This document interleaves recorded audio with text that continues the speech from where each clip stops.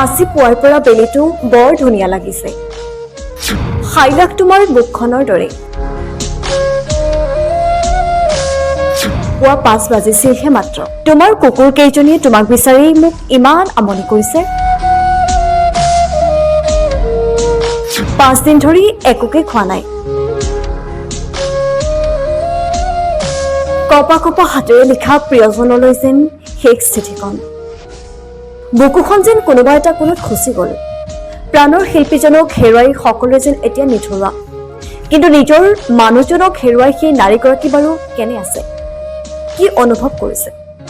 আজি 16টাকৈ দিন পাৰ কৰিলে জুবিন গাৰ্গৰ মৃত্যুৰ। গৰিমাৰ জুবিনলৈ শেষ চিঠি। আজি পুৱাৰ বেলিটো বৰ ধুনীয়া লাগিছে। হাইলাক তোমাৰ মুখখনৰ দৰে। পুৱা 5 বাজিছিলহে মাত্ৰ।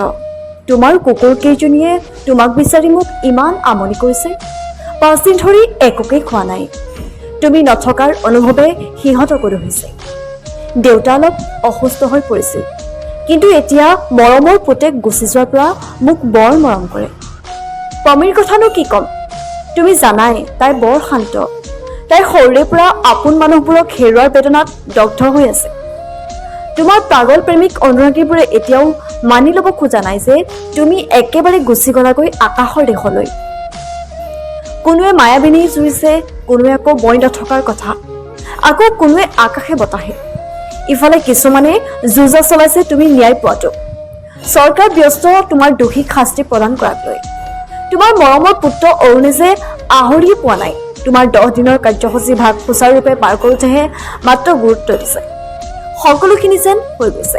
মুঠৰ ওপৰত সকলো ব্যস্ত হৈছে তোমাক লৈ। তোমাৰ সকামলৈ শ্যামকানুৰ চিত্ৰাৰ্থক নিমন্ত্ৰণ দিম নে জনাবা দেই। তুমি সিহঁতক বৰ মৰম কৰিছিলা নহয়। তুমি নোহোৱা 13 দিনৰ দিনা যোৰহাটলৈ যাম। অকলে যাবলৈ বৰ বেয়া লাগিছে। তুমি অবিহনে গুৱাহাটীৰ পৰা যোৰহাট যোৱা ৰাস্তাটো বৰ দীঘলীয়া হ'ব।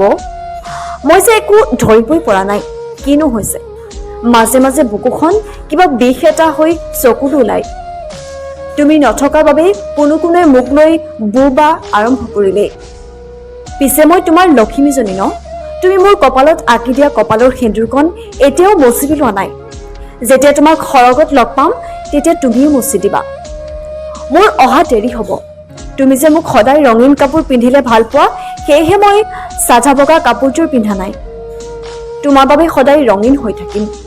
মাথো তোমাক সোনকালে লগ পাবৰ বাবে বৰ মৰম কৰিছে। তোমাৰ ঠিকনাটো ভালকৈ দিবা। তোমাৰ আধৰুৱা কামবোৰ মই সম্পূৰ্ণ কৰি তোমাক লগ কৰিম। তোমাৰ লক্ষ্মী গৰিমা। আজি 16টা দিন সম্পূৰ্ণ কৰা জুবিন গাৰ্গৰ মৃত্যুৰ। তাৰপিছতেই সামাজিক মাধ্যমত এতিয়া ভাইৰেল হৈ পৰিছে গৰিমা গাৰ্গৰ এই বিশেষ চিঠিখন।